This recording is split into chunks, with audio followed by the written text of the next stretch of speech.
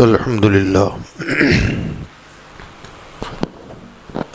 لله كفى وسلام على عباده الذين اصطفى أما بعد فأعوذ بالله من الشيطان الرجيم بسم الله الرحمن الرحيم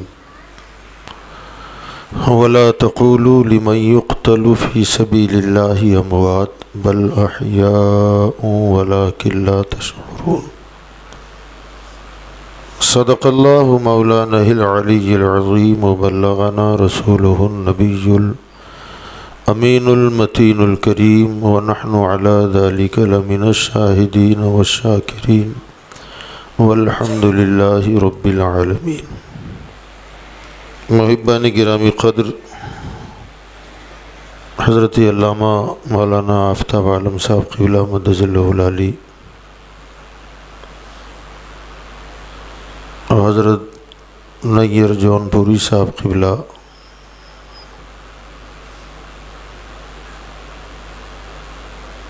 دیگر علماء ملت اسلامیہ و حاضرین مجلس، السلام علیکم ورحمۃ اللہ وبرکاتہ. آپ تھوڑا قریب آ جائیے، تھوڑا سا، ماشاء اللہ.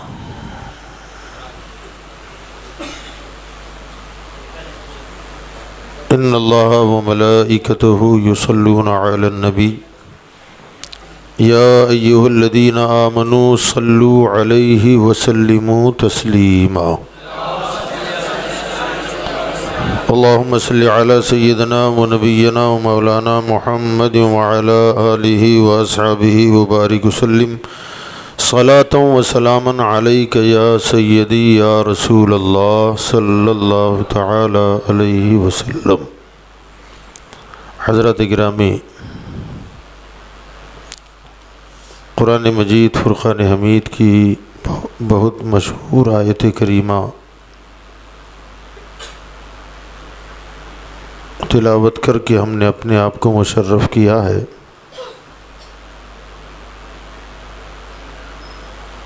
اللہ تعالیٰ قرآن مجید فرقان حمید میں ارشاد فرماتا ہے وَلَا تَقُولُوا لِمَنْ يُقْتَلُ فِي سَبِيلِ اللَّهِ أَمْوَاتٌ.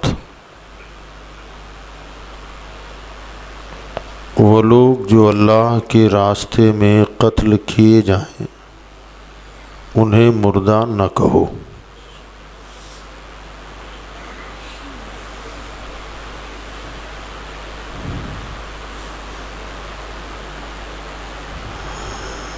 آنکھیں دیکھ رہی ہیں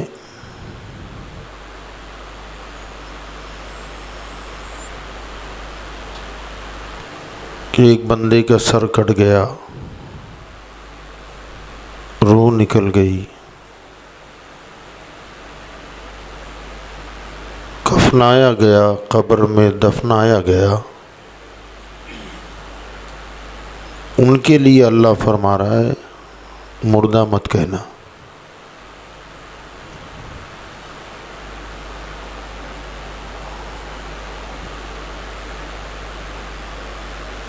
تو ذہن میں یہ سوال ابھر سکتا تھا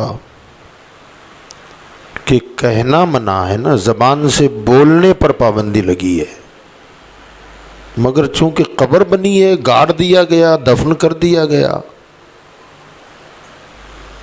بولنے پر پابندی لگی. سوچا تو جا سکتا ہے، گمان تو کیا جا سکتا ہے. تو اللہ نے دوسرے مقام پر فرمایا وَلَا تَحْسَبَنَّ الَّذِينَ قُتِلُوا فِي سَبِيلِ اللَّهِ أَمْوَاتًا. جو لوگ اللہ کے راستے میں قتل کیے جائیں انہیں مردہ گمان بھی مت کرنا، سوچنا بھی مت. سوچنے پر پابندی لگا دی. اچھا، ایک بات اور ہے کہ اللہ نے فرمایا وہ لوگ جو اللہ کے راستے میں قتل کیے جائیں انہیں مردہ بولیے، مردہ گمان نہ کرو. جب مردہ نہ کہو تو اسی میں خود پوشیدہ ہے کہ وہ جب مردہ کہنے پر سوچنے پر پابندی ہے تو کیا ہوں گے وہ؟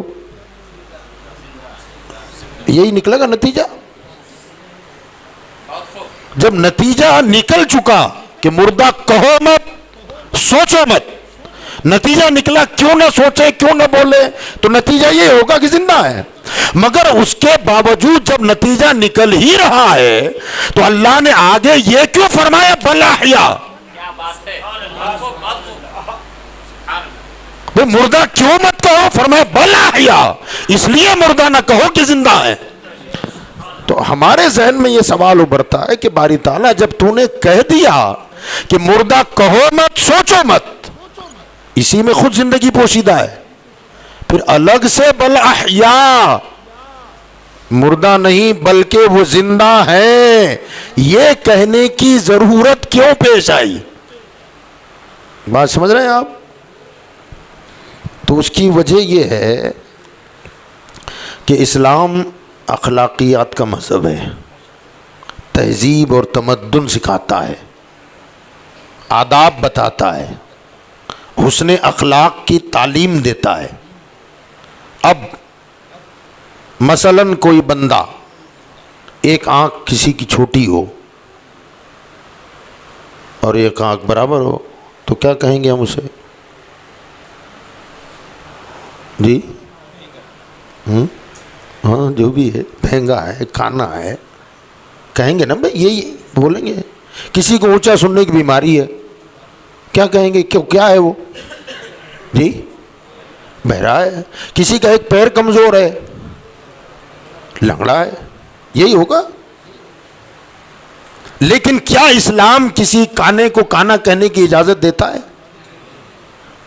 کسی بہرے کو بہرا کہنے کی اجازت دیتا ہے؟ لنگڑے کو لنگڑا کہنے کی اجازت دیتا ہے؟ اسلام یہ کہتا ہے کہ کہو مت. کیوں؟ ادب کے خلاف ہے.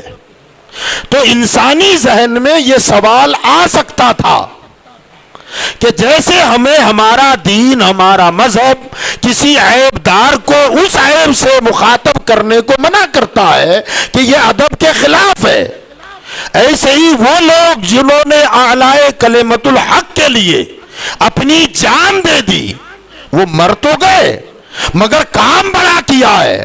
اس لیے ادب کے خلاف ہے کہ مردہ مت کہو. جیسے لنگڑے کو لنگڑا مت کہو، کانے کو کانا مت کہو، اندھے کو اندھا نہ کہو، ایسے ہی شاید شہیدوں کو مردہ کہنے سے روکا ہوگا. تو اللہ خالق نفسیات بھی ہے کہ ان کی نفسیات، ان کی ذہن اس طرف جائیں گے کہ جیسے اندھے لنگڑے کو اس طرح پکارنا کہنے پر پابندی ہے، ایسے ہی کربلا والوں کو بھی مر گئے یہ کہنا منع ہے، ادب کے خلاف ہے. کہیں تم یہ نہ سوچو، اس لیے اس سوچ کو رد کرتے ہوئے اللہ نے فرمایا کہ انہیں مردہ مت کہو، اس لیے نہیں کہ ادب کے خلاف ہے، اس لیے نہ کہو کہ وہ زندہ ہی ہیں.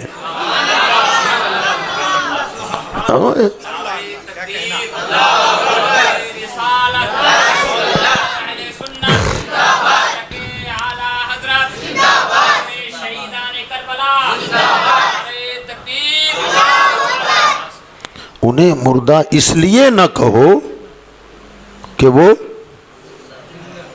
بولو جن کا عقیدہ ہے وہی بولنا. سب کا عقیدہ ہے؟ ذرا اونچی بولو پھر. زندہ ہے. اور کون کہہ رہا ہے؟ کوئی مولانا بولا؟ مفتی صاحب بولے کیا؟ اللہ. کون بول رہا ہے؟ اللہ کا فرمان ہے. جو زندگی بانٹتا ہے وہ کہتا ہے کہ زندہ ہے. اچھا اب ایک بات یاد رکھیے گا، ذہن میں بٹھائیے. عقیدہ، نظریہ کسی عالم کے قول سے نہیں بنتا، امام کے فرمان سے نہیں بنتا، کسی مفتی کے فتوے سے عقیدہ نہیں بنتا. عقیدہ، نظریہ قرآن اور حدیث کی خبر سے بنتا ہے. عقیدہ قرآن اور حدیث کی خبر سے بنتا ہے. اب قرآن میں اللہ نے فرمایا کہ جو اللہ کے راستے میں قتل کیے جائیں انہیں مردہ نہ کہو بلکہ وہ زندہ ہیں. اس سے بنے گا عقیدہ. کیا بنے گا؟ اونچی بولیں. عقیدہ بنے گا. اب اگر کوئی ان کی زندگی کا انکار کرے کہ نہ وہ مر گئے نا، اب کیا ہے، اب اگر ان کی حیات کا کوئی انکار کرے تو اس نے قرآن کا انکار کیا کہ نہیں کیا؟ جی. اور کوئی قرآن کی آیت کا انکار کرے تو وہ مومن رہے گا کہ کافر ہو جائے گا؟ ہوگا نا. اب کتنے لوگوں کے جگر بڑے ہیں. شہیدوں کو تو چھوڑو، شہید جس کے نام پہ مر کے شہید ہوتا ہے، شہید جس کے نام پہ جان دے کر شہادت پاتا ہے، اسے کہتے ہیں کہ وہ مر گئے، مر کر مٹی میں مل گئے. کون؟ مدینے کے تاجدار. ان کے لیے کہتے ہیں، کتابوں میں لکھا ہوا عقیدہ بھی وہی ہے کہ وہ مر کر مٹی میں مل گئے. ارے نادانو، جس کے قدم پر جان دینے والا زندہ ہے، جن کے نام پہ قربان ہو جانے والا زندہ ہے، تو قدم والا زندہ کیوں نہیں ہوگا؟ ہاں؟ نعرے تکبیر، نعرے رسالت، حیات رسول اعظم، حیات شہید اعظم، نعرے تکبیر، نعرے رسالت. رسول اللہ کے نام پہ جو مر جائے، جو کٹ جائے، خدا فرما رہا ہے وہ زندہ ہے. تو نام پر مٹ جانے والے زندہ ہیں، تو نام والا کیوں زندہ نہیں ہوگا؟ ہاں. اور سنیں آپ، ہمارا تو عقیدہ ہے نا نبی زندہ ہے. حیات النبی کا ہمارا عقیدہ ہے. میں نے خود مدینہ منورہ میں مسجد نبوی میں اپنے کان سے سنا ہے. کیا سنا ہے؟ ایک مولوی صاحب مغرب کے بعد سے عشاء تک وہاں چلتا ہے، جگہ جگہ کرسیاں لگا کے بٹھاتے ہیں. میں بھی کھڑا ہو گیا تھا کنارے. تو وہ بول رہا تھا کہ لوگوں کا عقیدہ ہے، کچھ لوگ یہ عقیدہ رکھتے ہیں کہ نبی زندہ ہیں، نبی زندہ ہیں. الحمدللہ ہمارا عقیدہ ہے نبی زندہ ہیں. اب سنیے گا وہ کیا کہہ رہا تھا. یعنی یہ میں آپ کو یہ بتا اس لیے رہا ہوں تاکہ آپ کبھی ایسی بات آئے تو آپ بچیں اور آپ کے ذہن میں یہ آج کی گفتگو رہے. رکھو گے نا انشاءاللہ. وہ کہتے ہیں جب نبی زندہ ہیں، وہ پیش کر رہا ہے بات کہ جب نبی زندہ ہیں تو کیا صحابہ نے زندہ نبی کو قبر میں دفن کر دیا؟ ایک سوال تھا پبلک سے. اب وہاں کتنے ہمارے جیسے بھی پہنچے ہوں گے نا، جن کو کچھ معلومات نہیں تھی، اللہ نے دیا اور عمرہ کرنے چلے گئے، حج کرنے چلے گئے. کہ وہ کہتے ہیں کیا صحابہ نے، ابو بکر و عمر نے، عثمان و علی نے زندہ نبی کو دفن کر دیا زمین میں؟ کہ بولو. تو کہا نا نا نا. تو بول کیسے کیا؟ تو کہا موت آئی نا، موت آنے کے بعد ہی غسل دیا گیا، کفن پہنایا گیا، قبر کھودی گئی، پھر قبر میں اتارا گیا، قبر بنی. تو زندوں کی قبریں نہیں بنتی، جو مرتا ہے اسی کی قبریں بنتی ہیں. لوگوں کے ذہن میں بیٹھ جاتی ہے بات، اور پھر وہی عقیدہ نظریہ لے کے آ جاتا ہے.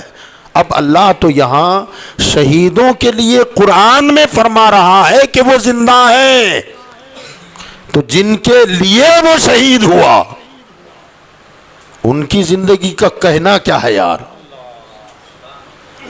شہیدوں کی زندگی تو میں بتاتا ہوں بعد میں کہ وہ کیسے زندہ ہیں. ابھی ہم ان کی زندگی کے بارے میں سنتے ہیں جن کے نام پر شہید ہونے والا زندہ ہو جاتا ہے. ہاں، زندہ ہو جاتے ہیں جو مر جاتے ہیں حق کے نام پر، زندہ ہو جاتے ہیں جو مر جاتے ہیں حق کے نام پر. اللہ اللہ، موت کو کس نے مسیحا کر دیا؟ کیا سمجھتے ہیں موت سے آدمی مر جاتا ہے؟ ہمیشہ خالی مارنے کے لیے موت نہیں آتی ہے، مسیحا بن کے بھی آ جاتی ہے. اور سرکار کی صلی اللہ علیہ وسلم کی حیات کا کہنا کیا؟ کہہ دے سبحان اللہ.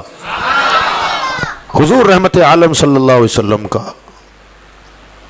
مرض وصال تھا، طبیعت خراب تھی.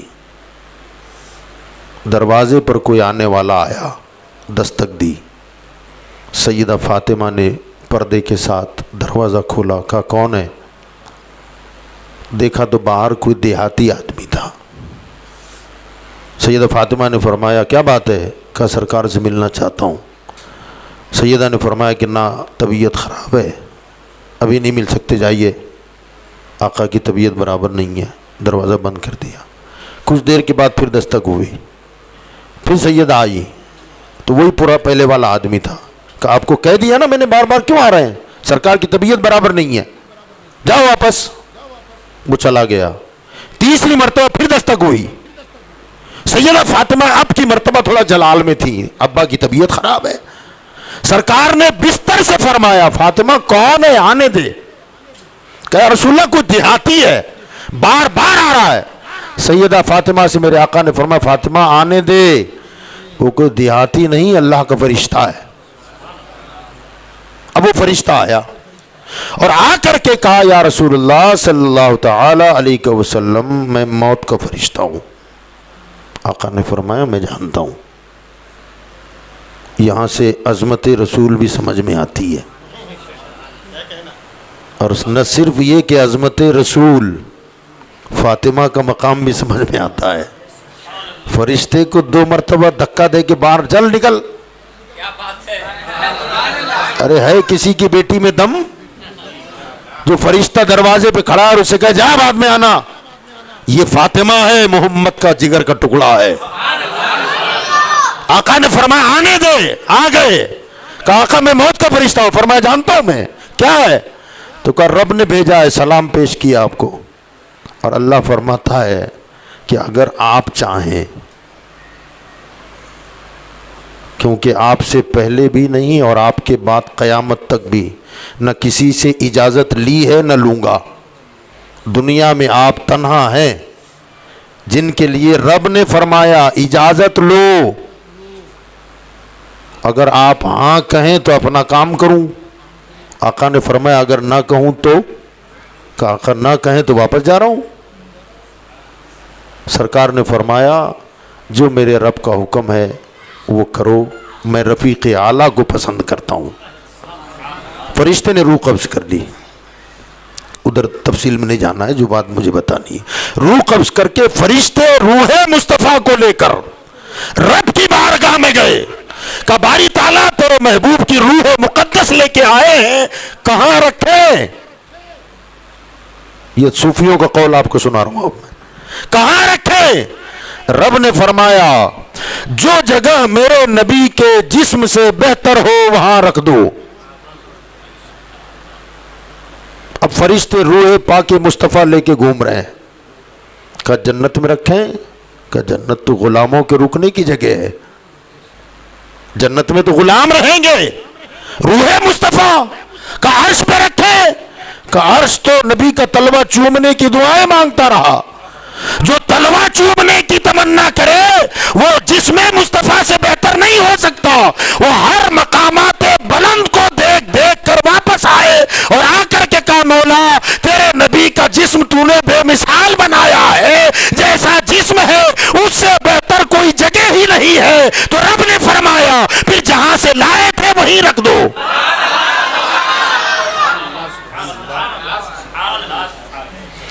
جہاں سے لائے تھے وہیں رکھ دو۔ اب کہو احمد رضا کی زبان میں تو زندہ ہے واللہ، اونچی بولو یار، اونچی بولو، تو زندہ ہے واللہ، تو زندہ ہے واللہ، میری چشم عالم سے چھپ جانے والے۔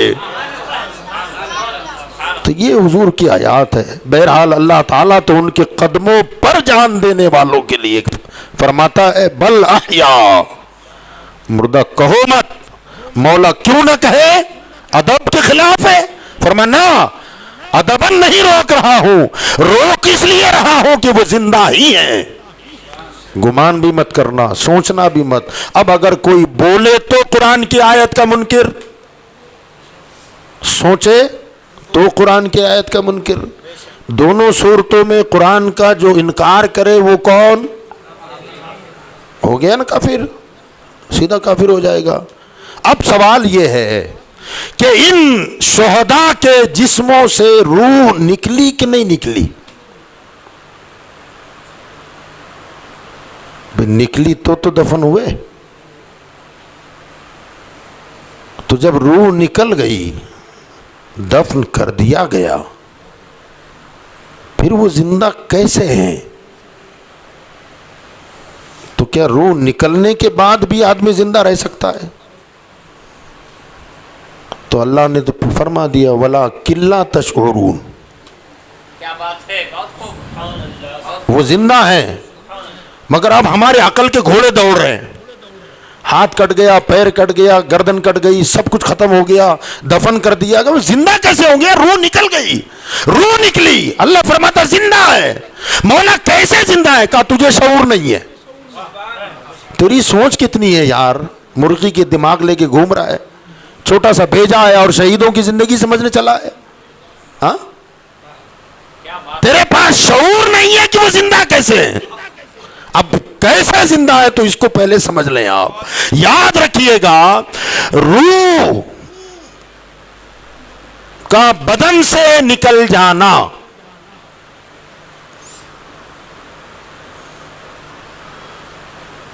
مردہ ہونے کی دلیل نہیں ہے.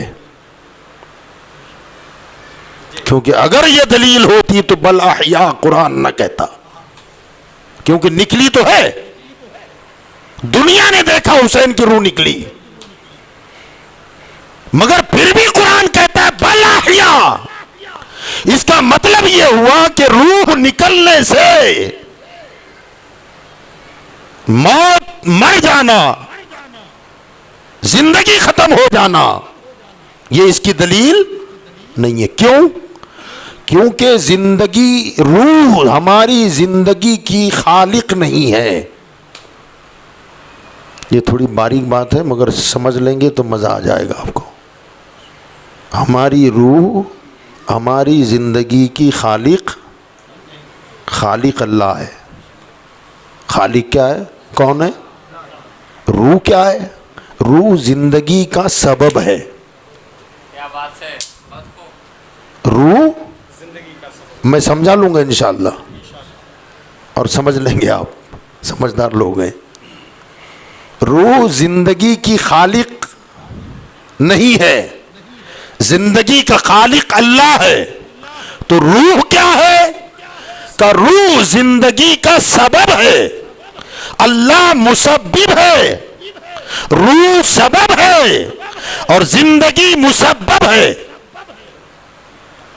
مثال کے طور پر ہمارے گھر میں جو بچے پیدا ہوتے ہیں ان کا خالق،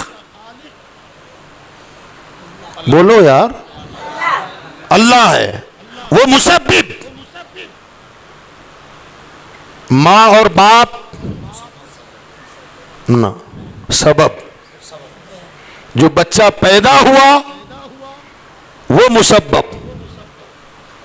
وہ اب ماں باپ کے بغیر بچہ پیدا ہو سکتا ہے؟ جب تک ماں باپ کا ملاپ نہ ہو تب تک بچہ نہیں ہو سکتا. ماں باپ بچے کے خالق نہیں ہے، یہ سمجھ لینا آپ. تو آپ کو وہ سمجھ میں بات آئے گی کہ روح زندگی کی خالق، سبب ہے وہ زندگی کا. تو ماں باپ بچے کا پیدا ہونے کا سبب ہے، خالق نہیں. تو ماں باپ کے ملاپ کے بغیر بچہ نہیں ہو سکتا، نہیں ہو سکتا. مگر اللہ چاہے تو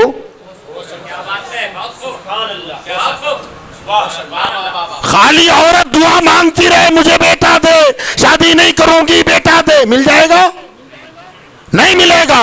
کہا سبب اختیار کر، کسی کو شوہر بنا اور پھر ملاپ کر تو ملے گا سبب کے ذریعے.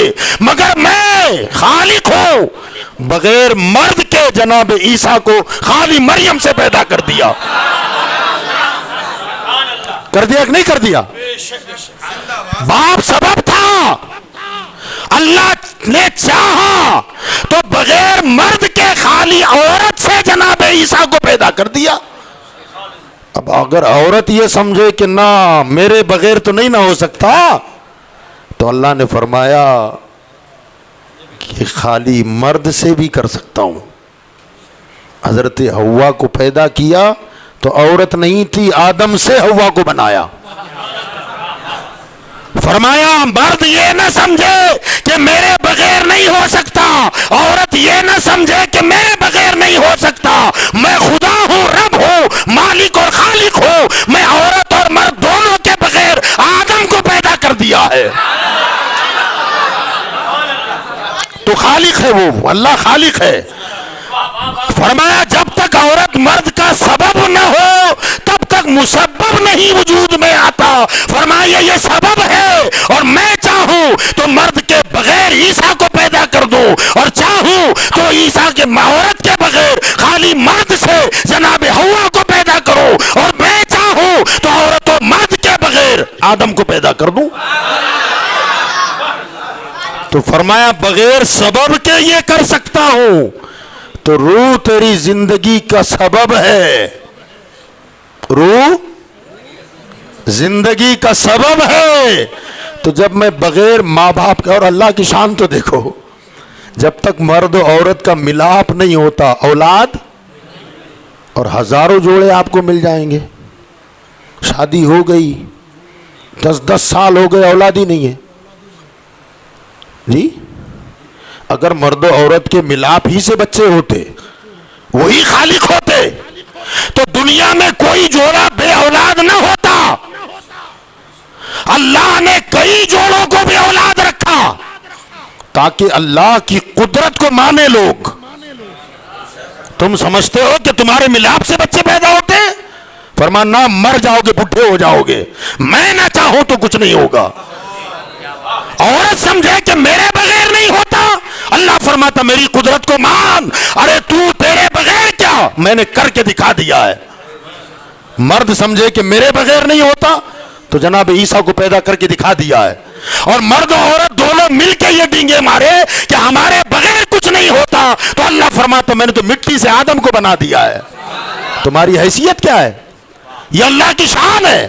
تو وہ جب بغیر عورت و مرد کے انسان پیدا کر سکتا ہے، بنا سکتا ہے، یہ سبب ہے نا عورت و مرد. فرما ایسے ہی روح تمہاری زندگی کی خالق نہیں، سبب ہے. اور وہ بغیر سبب کے بھی مسبب کو قائم رکھ سکتا ہے. اس پر قادر ہے کہ نہیں اللہ؟ ہاں، بغیر عورت مرد کے بھی بچے پیدا کر سکتا ہے، انسان بنا سکتا ہے. تو روح نکلنے پر بھی کسی انسان کو زندگی دے دے، کوئی روک سکتا ہے اسے؟ بھئی روح نکل گئی اور وہ کہے کہ میں زندگی دینا چاہتا ہوں، کیا دے نہیں سکتا؟ یاد رکھیے گا، سبب جو ہوتا ہے نا، بھوک لگتی ہے تو کیا کرتے ہیں ہم؟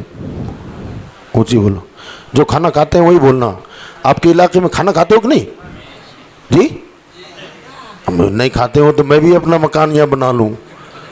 کمانے مانے ایک ٹینشن نکل گیا ہے نا. کھاتے ہیں نا بھی کھانا. کب کھاتے ہیں؟ جب بھوک لگتی ہے. اور جب کھانا کھا لیں گے تو بھوک ختم ہو جائے گی، مٹ جائے گی. پیاس لگے گی، پانی پئیں گے، پیاس بجھ جائے گی. مگر کیا کھانا بھوک مٹاتا ہے اور پانی پیاس بجھاتا ہے؟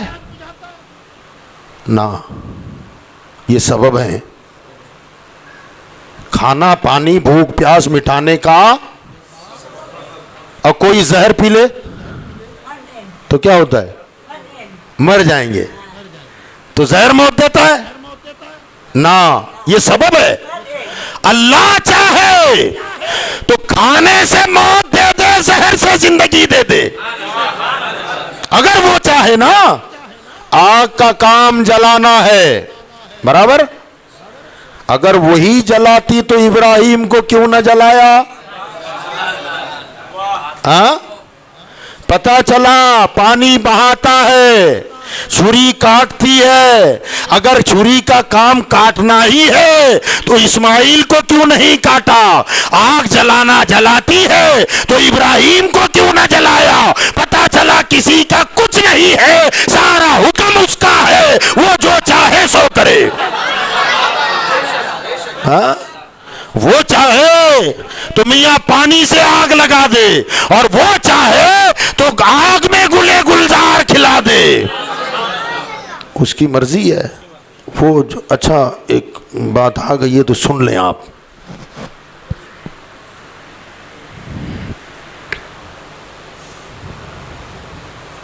درود شریف پڑھ لیجیے۔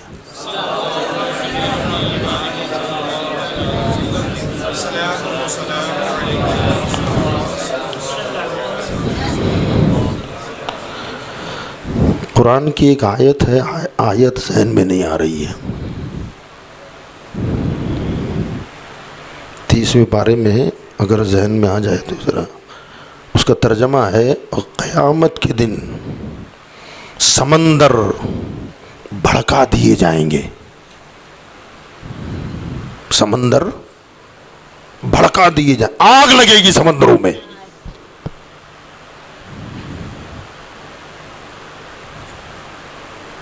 اور ہوگا ایسا،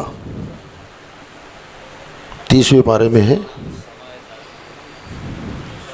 وَإِذَا الْبِحَارُ سُجِّرَتْ، وَإِذَا الْبِحَارُ، بحار یہ بحر کی جمع ہے، اور بحر کہتے ہیں دریا اور سمندر کو، سجرت آگ لگا دی جائے گی، سمندر بھڑکیں گے، اور جیسے طوفان آتا ہے، طوفان ابھی آیا تھا نا پچھلے دنوں، ایسے جب آگ بھڑکے گی نا سمندر میں، اب وہ کنارے پھلانگ کر نکلے گی، آتش سیال، بہتی ہوئی آگ۔ اب یہ قرآن کہہ رہا ہے وَإِذَا الْبِحَارُ سُجِّرَتْ، سمندر بھڑکیں گے۔ عقل میں آتی ہے آگ، پانی آگ کو بجھاتا ہے، اور قرآن کہتا ہے کہ وہ آگ ہی ہو جائے گا، ہے نا تعجب کی بات؟ مگر میں اب آپ کو بتاتا ہوں، تعجب اس پر نہیں ہے کہ اس میں آگ کیسے لگے گی، تعجب اس پر ہے کہ وہ ابھی پانی کیوں ہے، وہ ابھی پیاس کیسے بجھا رہا ہے، تعجب اس پر ہے۔ جو لڑکے پڑھے لکھے ہیں وہ جانتے ہیں کہ پانی دو گیسوں کا مجموعہ ہے، یہ ہمارے ڈاکٹر صاحب بھی ہیں، ہائیڈروجن، آکسیجن۔ ہائیڈروجن کا کام کیا ہے؟ بھڑکانا، بھڑکتا ہے وہ، اور آکسیجن اس پہ اگر لگ جائے بھڑکا ہوگا۔ ہائیڈروجن پہ آکسیجن لگا دو آپ، یہ دونوں متضاد چیزیں ہیں، اگر جہاں یہ دونوں جمع ہو آگ لگے گی، ہائیڈروجن آکسیجن جمع ہو جائے تو آگ کا بھڑکا ہوگا۔ قیامت میں وہ اصلی حالت پہ آئیں گے، اور یہ پانی میں ہائیڈروجن آکسیجن دونوں کا مجموعہ ہے تو پانی ہے، قیامت میں بھڑکے گا۔ تعجب اس پر نہیں ہے، آج دونوں کو ملا کے جس خدا نے رکھا ہے، مولا تیری عظمتوں کے ہم قربان جاتے ہیں۔ ہائیڈروجن آکسیجن کو جمع کر کے رکھ دیا ہے اور اسی سے آگ بجھوا رہا ہے، یہ اللہ کی شان ہے، اسی سے آگ کو بجھواتا ہے۔ حقیقت میں وہی آگ ہے، حقیقت میں وہی آگ ہے۔ ہائیڈروجن آکسیجن جمع ہو جائے تو تباہ ہو جائے دنیا، گھر جل جائیں، مگر سمندر پانی سے آباد ہے، یہ اللہ کی شان ہے۔ تو یاد رکھیے گا کسی کا کچھ نہیں ہے، ان اللہ علی کل شیء قدیر، اللہ قادر ہے جو چاہے سو کرے، ہاں جو چاہے سو کرے۔ بہرحال ایک روایت میں آپ کو سنا دوں، کربلا کا واقعہ ہوا، رات تھی، اسیران کرب و بلا چٹیل میدان میں کھلے آسمان کے نیچے چھوڑ دیے گئے۔ یزیدی نشے میں مست ہیں، خوشیاں منا رہے ہیں، ہم جنگ جیت گئے۔ صبح کی کارستانیاں دہرائی جا رہی ہیں، میں نے یہ کیا، میں نے وہ کیا، میں نے یہ کیا۔ لوٹا پٹا حسینی قافلہ،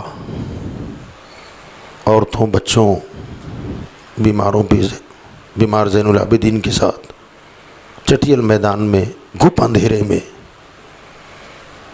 سب سے زیادہ عمر والی کوئی خاتون تھی تو سیدہ زینب تھی۔ تو ایک ایک کو آواز دے کر تسلی کر رہی ہے کہ خیر خیریت سے ہیں یا نہیں. بھئی قافلہ ہمارا کہیں جا رہا ہے، وہ بھی کوئی حادثے سے گزر گیا ہو اور رات کا اندھیرا ہو، کسی جنگل میں ہم کو پڑاؤ کرنا پڑے، تو جو ذمہ دار ہوگا اس کو سب کی فکر ہوتی ہے کہ فلاں ہے کہ نہیں ہے، فلاں ہے کہ نہیں ہے، فلاں کس حال میں ہے، ٹھیک ٹھاک ہے کہ نہیں ہے. تو سیدہ زینب رضی اللہ تعالیٰ عنہ اسیران کرب و بلا کا نام لے لے کر پکار رہی ہیں، فلاں زین العابدین، شہر بانو، رباب وغیرہ وغیرہ. ٹھیک ہے؟ کہاں ہم ٹھیک ہیں. سو رہے ہیں؟ سو جاؤ، کوشش کرو سونے کی. نام لیتے لیتے لیتے امام حسین کی 6-7 سالہ بچی سیدہ سکینہ کا نام لیا. جب نام پکارا تو جواب نہیں آیا. انہوں نے دوسری مرتبہ پکارا، جواب نہیں آیا. پھوپھی پریشان ہو گئی، شہر بانو سے کہا کہ سکینہ جواب نہیں دے رہی ہے. ڈر گئے، جنگل ہے، پتہ نہیں کیا حادثہ ہوا، کسی یزیدی درندے نے کوئی خباثت نہ کی ہو، اٹھا لے گیا ہو، یا جنگل کا کوئی جانور آ کے لے گیا ہو، چھوٹی بچی ہے. اٹھ کر کے اندھیرے ہی میں ادھر ادھر آواز دیتی ہوئی جا رہی ہے. تو اس طرف نکلی جو جنگ کا میدان تھا، جدھر سارے شہداء جا جا کر جام شہادت نوش فرما چکے تھے. تو اس طرف جب قدم بڑھائے تو ادھر سسکیوں کی آواز آ رہی ہے، کوئی سسک سسک کے رو رہا ہے. جب سسکیوں کی آواز آئی تو جہاں لاشیں پڑی ہیں، کٹی پٹی لاشیں ہیں، سر نہیں ہے، جسموں پر گھوڑے دوڑا دیے گئے، اس میں سے آواز آ رہی ہے سسکنے کی. تو سیدہ زینب نے آواز دی کہ کون ہے؟ تو پھوپھی کی آواز پہچان کر سکینہ بولی، پھوپھی میں سکینہ ہوں. تو پھوپھی اور ماں دوڑتی ہوئی آئی، کہا بیٹی یہاں کیا کر رہی ہے؟ کہا کل تک بابا کے بغیر کبھی سوئی نہیں ہوں. جب بھی سوتی تھی تو ابا کے بغل میں سوتی تھی، کبھی سینے پہ سوتی تھی، کبھی گلے میں ہاتھ ڈالتی تھی، کبھی ابا مجھے سینے سے چمٹاتے. زندگی کا یہ پہلا واقعہ ہے جو آج بغیر ابا کے سو رہی ہوں. کہ وہاں سونے کی کوشش بہت کی مگر نیند نہیں آئی. صبح ہم نے دیکھا تھا کہ ابا ادھر ہی آئے تھے، واپس نہیں آئے، تو میں اپنے ابا کی تلاش میں یہاں آئی. کہا بیٹی یہ ہیں تمہارے ابا؟ تو کہا ہاں. کہا بیٹی کی یہاں تو سر ہی نہیں ہے، تم نے ابا کو پہچانا کیسے؟ سر غائب ہے، تمہیں کیسے پتا چلا کہ یہ تمہارے بابا ہیں؟ تو سیدہ سکینہ کہنے لگی کہ جب میں روتی ہوئی آئی اور اپنے ابا کو آواز دی کہ بابا مجھے آپ کے بغیر نیند نہیں آ رہی ہے، کہاں ہیں آپ؟ تو مجھے اسی میں سے آواز آئی سکینہ میں یہاں ہوں، میرے پاس آ. بل احیاء، اللہ فرماتا ہے وہ زندہ ہیں. اب یہاں تعجب خیز بات یہ، ہم تو سمجھتے ہیں کہ زبان ہو تو بولتا ہے آدمی، یہاں تو سر ہی نہیں ہے، بولا کون؟ جان روح کے بغیر آدمی زندہ نہیں رہتا نا، یہ عقل ہے. وہ چاہے تو روح کے بغیر زندگی دے، یہاں سر ہی نہیں ہے اور آواز آ رہی ہے بیٹی میں یہاں ہوں. کیا پتا چلا؟ زبان کا کام بولنا ہے، یہ اس کی قدرت ہے جو زبان سے بلوا رہا ہے. اگر وہ چاہے تو کانوں سے بلوائے اور زبان سے سنوا دے، یہ اس کی قدرت ہے. مگر یہ سبب بنایا بولنے کا، سننے کے کان کو سبب بنایا، دیکھنے کا آنکھوں کو سبب بنایا. یہاں خالی دھڑ بولا کہ بیٹی میں یہاں ہوں. اور حضرت منہال بن عمرو تابعی ہیں، وہ فرماتے ہیں کہ جب سر حسین کوفہ سے منتقل ہو کر دمشق آیا، یزید کے دربار میں رکھا گیا اور اس کے بعد یزید کے حکم سے نیزے پر چلا کر دمشق کے گلی کوچوں میں پھرایا جا رہا تھا، تو کہتے ہیں کہ لوگ دائیں بائیں پیچھے ایک مجمع لگا ہوا تھا، سر حسین لے کر کے گزر رہے تھے، کئی ہفتے بیت گئے، سر کٹا تھا کربلا میں، گھر وہی ہے، سر لے کے آئے، اور ایک قرآن پڑھنے والا گھر کے اندر قرآن پڑھ رہا ہے۔ ان اصحاب الکہف والرقیم کانوا من آیاتنا عجبا، اصحاب کہف کو تم کیا جانو کہ یہ کیا ہے؟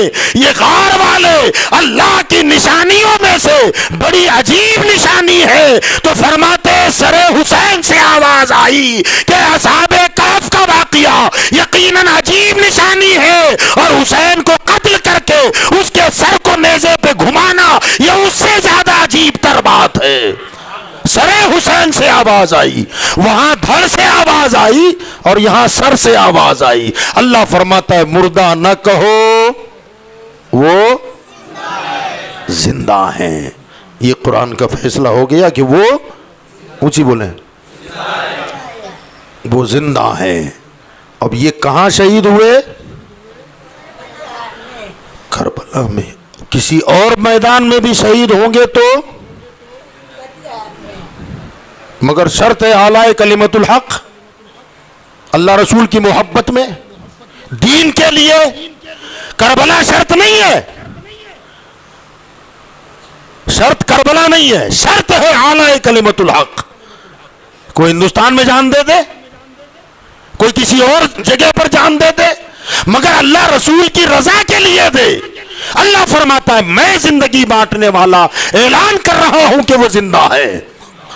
اب یہ جو میدان جنگ میں اعلی کلمت الحق کے لیے جو جان دیتے ہیں، قرآن کا فیصلہ ہے کہ وہ زندہ ہیں۔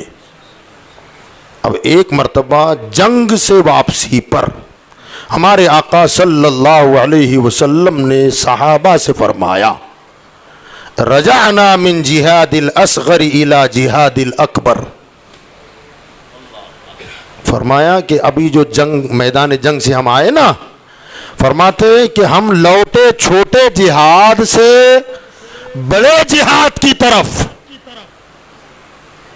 وہ جہاں تلواریں اور تیرے اور نیزے چل رہے تھے، آقا نے فرمایا وہ چھوٹی جنگ ہے، اب ہم گھر جا رہے ہیں، بڑی جنگ اب ہے۔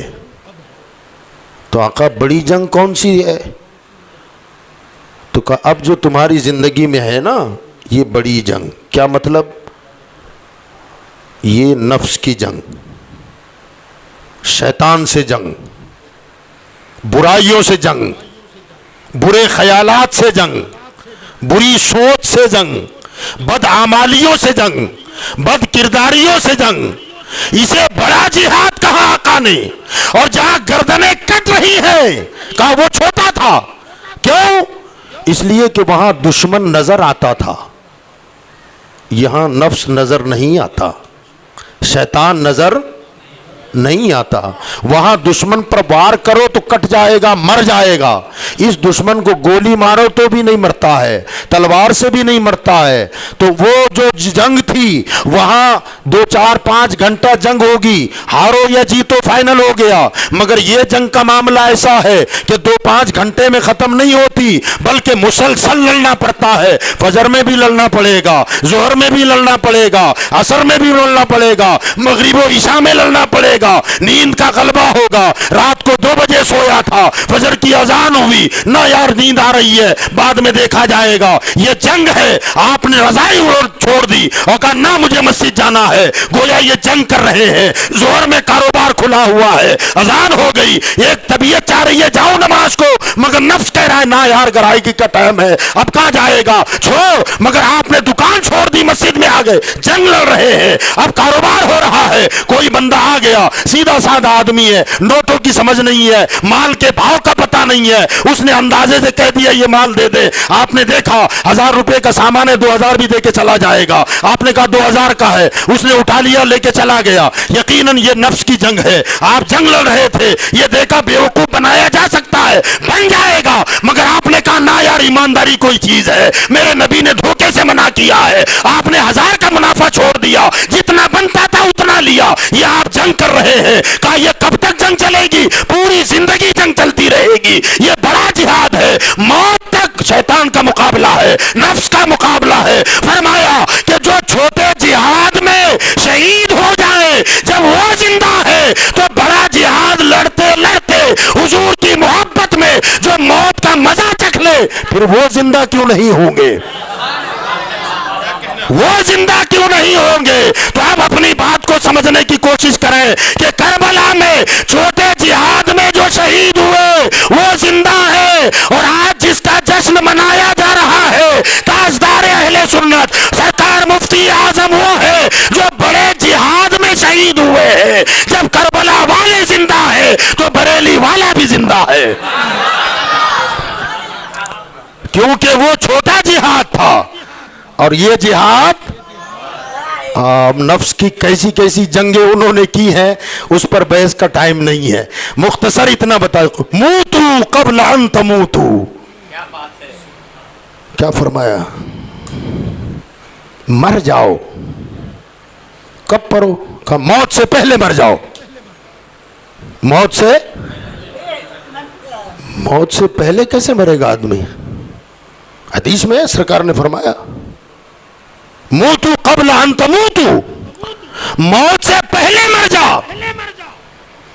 اب موت سے پہلے اگر تم مر گیا نا پھر موت سے نہیں مرے گا، جب موت آئے گی اس سے نہیں مرے گا۔ اقبال نے بھی ایک جگہ کہا، اس طرف اشارہ کیا ہے، ہو اگر خود کرو خود نہ کرو خود گیر خودی، ہو اگر خود کرو خود نہ کرو خود گیر خودی، یہ بھی ممکن ہے کہ تم موت سے بھی مر نہ سکے، یہ بھی ممکن ہے کہ تم موت سے بھی مر نہ سکے، یہ ممکن ہے۔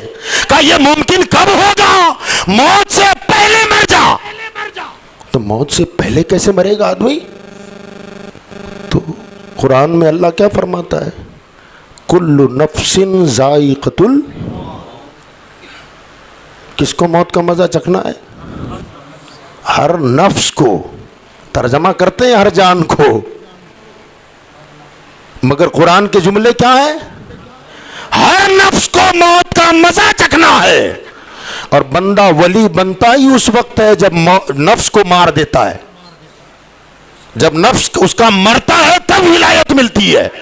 تو جو آدمی اپنے نفس کو زندگی ہی میں مار ڈالے تو پھر موت کے وقت کس کو ماریں گے آپ؟ وہ تو پہلے ہی مارا جا چکا نا، نفس کو رگڑ کر اس کا جنازہ نکال دیا۔ اور سرکار بغداد رضی اللہ تعالیٰ عنہ خود فرماتے ہیں، سنا ہوگا آپ نے، بہت قیمتی لباس پہنتے تھے سرکار بغداد، بہت قیمتی۔ بادشاہ جس قیمت کا کپڑا پہنتے تھے اس قیمت کا کپڑا سرکار بغداد پہنتے تھے۔ تو کسی تاجر نے حضرت کے مرید سے کہا کہ یار تمہارا شیخ ہے، بادشاہوں کے لیے تو کوئی کپڑا ہی نہیں رکھا ہے انہوں نے، اتنا مہنگا کپڑا پہنتے ہیں۔ ماشاءاللہ، نعرہ تکبیر، ماشاءاللہ۔ ہمارے آپ کے درمیان نواسے سرکار مفتی اعظم جلوہ فرما ہو چکے ہیں اور ہماری گفتگو وہیں پہنچی ہے، انہی کے بارے میں ہم گفتگو کر رہے ہیں جو ان کے نانا ہے، جو بڑے جہاد میں جنہیں موت آئی۔ تو سرکار مفتی اعظم ہند علیہ الرحمہ، میں بتا رہا تھا سرکار بغداد کا،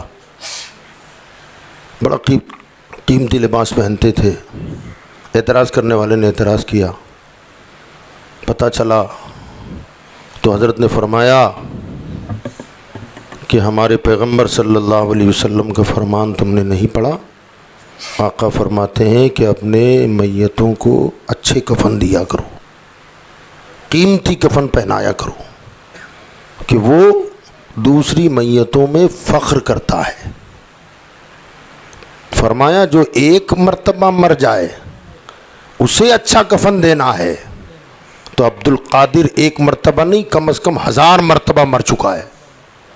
اگر میں اچھا کپڑا پہنوں تو اس میں حرج کیا ہے؟ حالانکہ یہ کب کی بات ہے؟ سرکار بغداد زندہ ہیں، باحیات ہیں، مگر آقا فرما رہے ہیں کہ میں 1000 مرتبہ مر چکا ہوں، تو کیا مرا ہے؟ جب آپ بول رہے ہیں تو مرا کیا؟ ظاہر بات ہے نفس مرا ہے، اور جس کا نفس زندگی ہی میں مر جائے پھر وہ موت کے بعد بھی مرتا نہیں ہے، اللہ اسے حیات جاویدانی عطا فرما دیتا ہے۔ سرکار مفتی اعظم ہند علیہ رحمہ، اللہ اکبر، بلکہ سید ابو الحسین احمد نوری نے سرکار مفتی اعظم کی ولادت کے 6 مہینے کے بعد کئی جملے جو فرمائے تھے، ان میں سے ایک جملہ یہ تھا، اعلیٰ حضرت سے کہنے لگے مولانا یہ بچہ فنائیت کے اعتبار سے محی الدین جیلانی ہے، فنائیت کے جیسے عبد القادر جیلانی بغدادی رضی اللہ تعالیٰ عنہ فنا فی الرسول اور فنا فی اللہ تھے، فرمایا اس اعتبار سے یہ محی الدین جیلانی ہے۔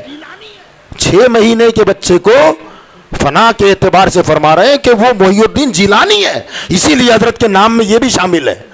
فرمایا برکتوں کے اعتبار سے ابو البرکات ہے، سرکار مفتی اعظم کا نام ابو البرکات محی الدین جیلانی محمد مصطفیٰ رضا ہے۔ مفتی اعظم سنتے ہو نا، ان کا پورا نام کیا ہے معلوم ہے؟ نام ہے ابو البرکات محی الدین جیلانی محمد مصطفیٰ رضا خان، یہ نام ہے۔ سنا دوں کیسے کیسے ہوا ہے؟ سنا دوں جی؟ سرکار نوری میاں نے فرمایا برکتوں کے اعتبار سے ابو البرکات، اعلیٰ حضرت نے اسے بھی قبول کر لیا۔ فنائیت کے اعتبار سے محی الدین جیلانی، اچھا ایک چھوٹ رہا ہے، آل رحمان، محی الدین جیلانی آل رحمان محمد مصطفیٰ رضا خان، یہ نام ہے۔ انہوں نے کہا فنائیت کے اعتبار سے محی الدین جیلانی ہے، اور اعلیٰ حضرت فرماتے ہیں کہ میں مہریرا میں تھا، میں نے خواب دیکھا آسمان کا چاند نیچے اتر رہا ہے اور حجم اتنا بڑا ہے کہ کئی زمینیں اس میں سمٹ جائے۔ میں حیران تھا کہ اتنا بڑا اترے گا کہاں، مگر جیسے جیسے قریب آتا گیا وہ چاند سمٹتا چلا گیا، اتنا چھوٹا ہوا کہ احمد رضا کی گود میں آ گیا۔ فرماتے میری آنکھ کھلی، میں نے جلدی سے وضو کیا کہ میں نے ایسا خواب کیسے دیکھا ہے، اور وضو کر کے میں قرآن پاک کے پاس گیا، قرآن کو جیسے ہی کھولا تو سامنے سورہ رحمان تھی۔ اب میں نے خواب کی تعبیر یہ نکالی کہ یہ جو چاند سمٹ کر میری گود میں آیا ہے احمد رضا، یہ تیرے گھر میں جو بچہ پیدا ہوا ہے یہ ولایت کا مہتاب ہوگا۔ فرمایا سورہ رحمان کھلا ہے تو اس سے میں یہ سمجھتا ہوں اس بچے کا نام ہی آل رحمان ہو جائے۔ رحمان والا مطلب ہوتا ہے، آل کا مطلب ہمیشہ اولاد نہیں ہوتا، بیٹا نہیں ہوتا، آل رحمان۔ فرمایا اس اعتبار سے آل رحمان ہو گیا، اور فرمایا میرے آقا کے نام کی نسبت کی وجہ سے اس کا نام محمد رکھا۔ کیا رکھا؟ اسی نام پہ عقیقہ ہوا۔ دنیا دیکھ رہی ہے باپ نے بیٹے کا نام برکت پانے کے لیے محمد رکھا، مگر حقیقت یہ ہے کہ یہ نام رکھ کر اعلیٰ حضرت نے اپنے بیٹے کی عمر کا تعین کر دیا۔ محمد کے عدد کتنے؟ 92 کتنے بولیے؟ بولو اونچی بولو سب مل کے 92، اور سرکار مفتی اعظم کی عمر بھی 92۔ باپ کی نظر دیکھ رہی تھی کتنا جیے گا، نام یہی رکھو ماشاءاللہ۔ تو میں ایک بات عرض کر کے اپنی بات کو ختم کر دوں کہ وہ زندہ کیسے ہیں۔ بمبئی میں کھتری محلے میں حضرت کے مریدین میں سے ایک صاحب تھے ہارون بھائی کھتری، ان کے یہاں حضرت کا قیام تھا۔ تو حضرت نے ہارون بھائی کو تاکید کر دی تھی کہ جب میں اپنے کمرے میں چلا جاؤں پھر دروازہ مت کھولنا۔ انہوں نے کہا ٹھیک ہے۔ روزانہ لوگ ملنے جلنے والے، تعویذ والے، دعا والے آتے تھے۔ ایک دن آنے والوں کا سلسلہ اس قدر دراز ہوا کہ حضرت کو اسی کمرے میں، اسی ہال میں نماز عشاء ادا کرنی پڑی۔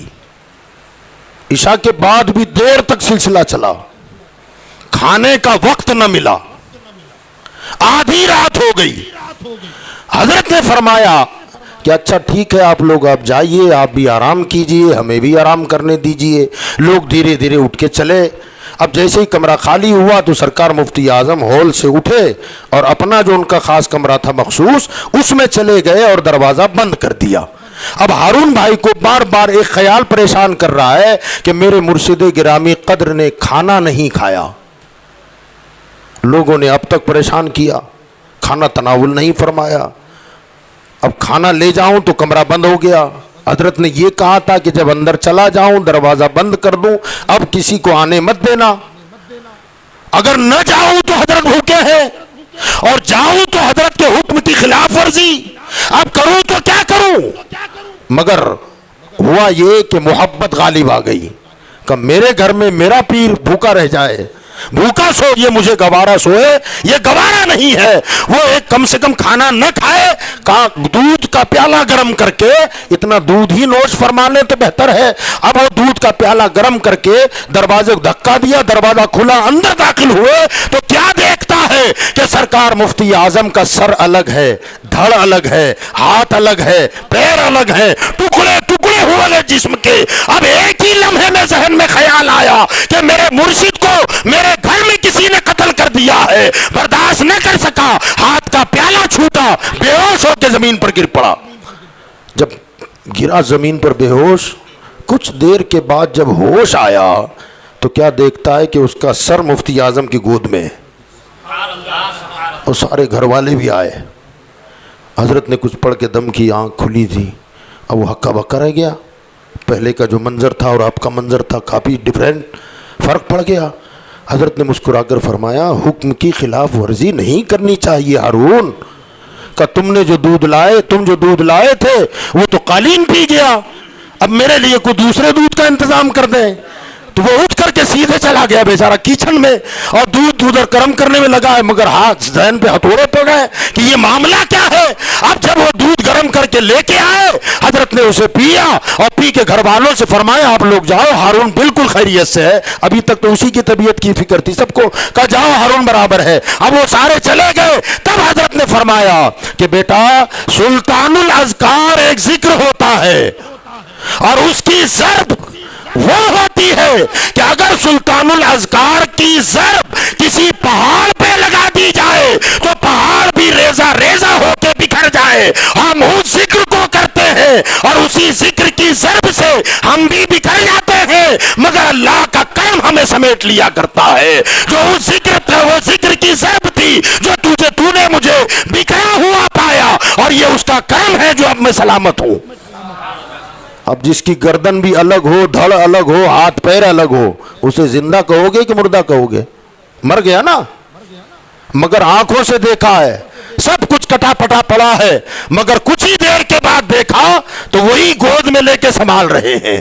پتا چلا کہ ہر مرنے والا مر نہیں جاتا، موت آتی ہے وہ الگ بات ہے، لیکن مردہ اونچی بولو نہیں ہوتا۔ تو سرکار مفتی اعظم ہند علیہ الرحمت و رضوان وہ شخصیت ہیں، یقین جانے کچھ اولیاء وہ ہوتے ہیں کہ پیدا ہوتے ہیں، بعد میں کسی کی نظر پڑتی ہے، اللہ کو پیار آتا ہے، منصب ولایت سونپ دیا جاتا ہے۔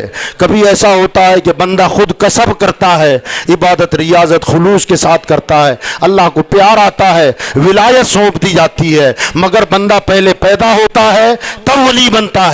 مفتی اعظم ان ولیوں میں ہیں جو پہلے ولی بنے ہیں، پیدا بعد میں ہوئے ہیں، یہ پیدائشی ولی ہیں۔ اللہ تعالی ہم کو آپ کو سرکار مفتی اعظم ہند علیہ رحمت و رضوان کے فیوز و برکات سے مالا مال کرے۔